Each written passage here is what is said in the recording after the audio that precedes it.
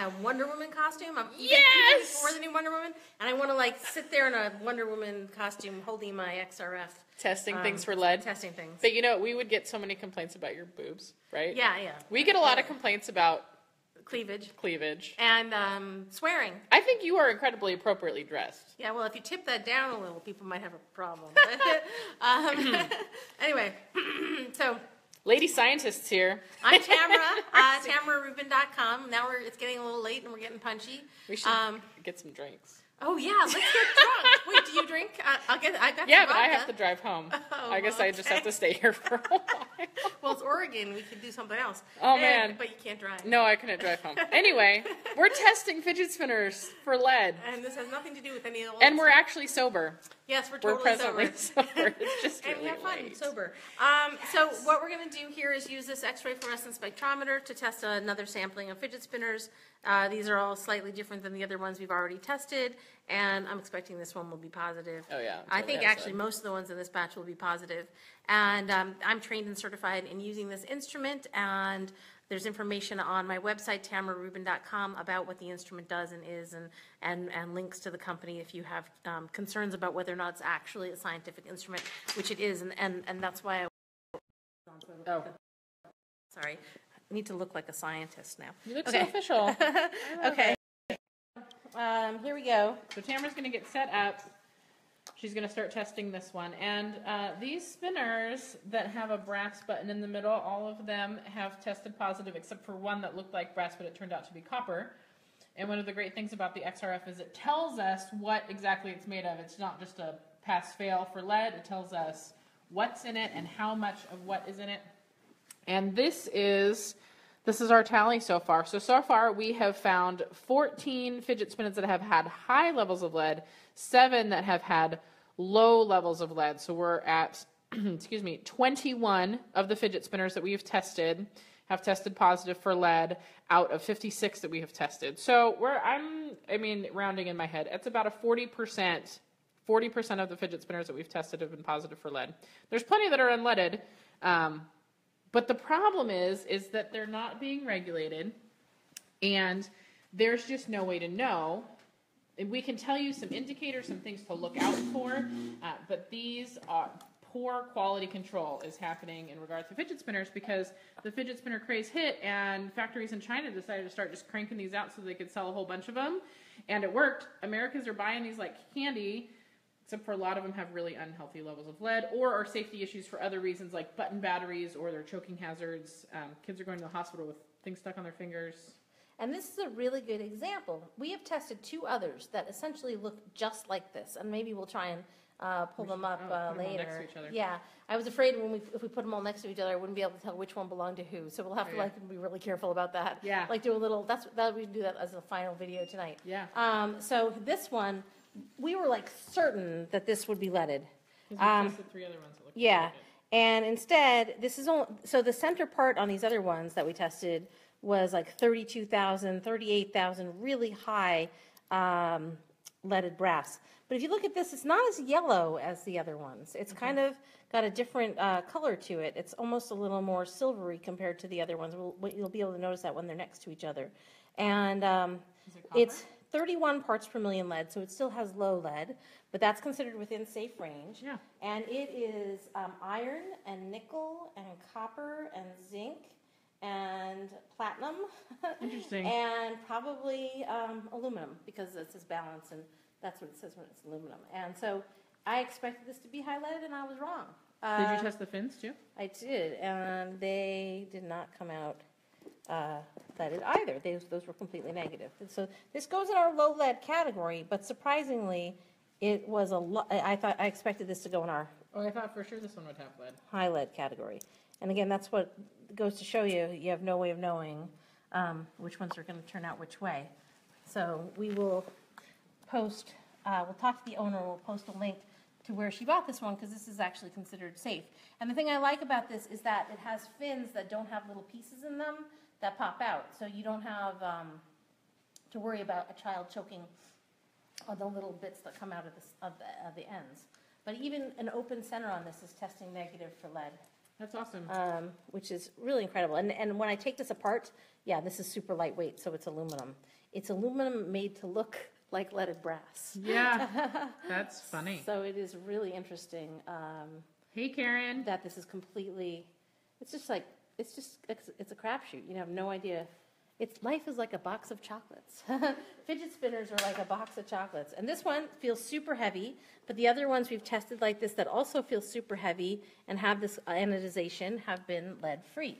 So we don't know which way. And the reason we're doing this on live videos is to show you that we're actually testing them right now, real time in front of you. Yeah. Because people were questioning the results when I posted, oh, this has lead, this doesn't have lead, specifically. Says who? Says who? Crazy moms. And, last December, Snopes was like, well, there's no evidence that your vintage Pyrex bowl testing is legitimate because I found really high lead levels, 60,000, 80,000, 200,000 parts per million lead in the outside of vintage Pyrex bowls. And they were questioning those results. So we made videos, and that started this whole video situation.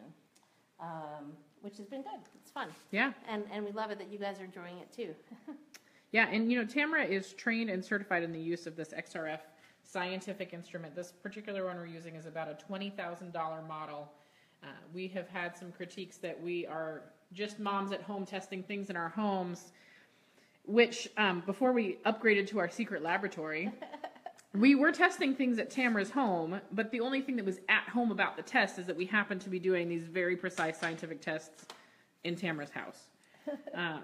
Yeah. How did that last one turn out? Well, this one is lead free, as I thought it would be after having tested several similar ones, and it spins nicely, and so we'll have to find out more about that.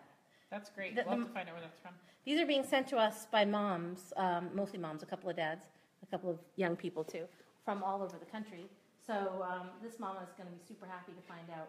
I think her name's Leanne. Oh, no, maybe not. I forget. I don't know which envelope you took out of. There have been so many, I'm dizzy.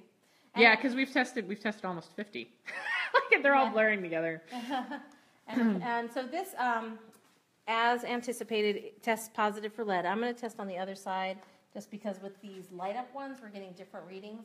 But that one just tested positive at 388 parts per million lead. And sometimes, like, if you do one side, it's going to be much, much higher, and then the other side is much lower. Yeah, because on this one, Tamara and I were trying to disassemble it before we did the test, and this one is more well-constructed than any of the other light-up spinners that we've tested. Yeah. Because the buttons with the LEDs didn't pop out as readily as a lot of the spinners that we've done. And the ones, when you pop them out and you test them, you can see inside there's like a light on one side and then a battery pack on the other side. And usually the solder on the battery pack or the battery itself tests positive for lead. So this does have lead, and it is in the light component, and it looks like that this may be made better. But you have no idea who this is. It's Spinner Fidget Flickets, and there's no website or anything. So this is the box that one came in. Yeah.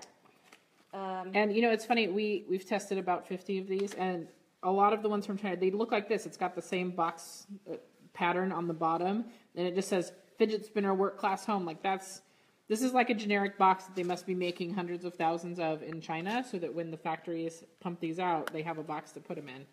Hold on one second. Sure. So we got this. The package just came in. It says Spinner Fidget .io. So I think that's a website. Okay. And it was from Utah. And so here, this one, same thing. I really don't think they're wiggling in the socket. I think what's wiggling is this button. The button. And this is another one that's lights, but it seems to be much better made than the other light up ones. So in that, it doesn't seem to be coming out. And it came shipped from Utah as well. Obviously, the box is made in China. We're going to mark down these rainbow ones. I just did. You put the rainbow ones on there too? I put them on there, and I changed the numbers. So perfect. 36.9 is for wonderful. And these lighting components are thicker than the other ones. They have like a kind of bulbous nature to them. So as a result, the testing, the XRF instrument uses an X-ray to point into it, and if the material is thicker or the hazardous material is farther away, it's not going to see it.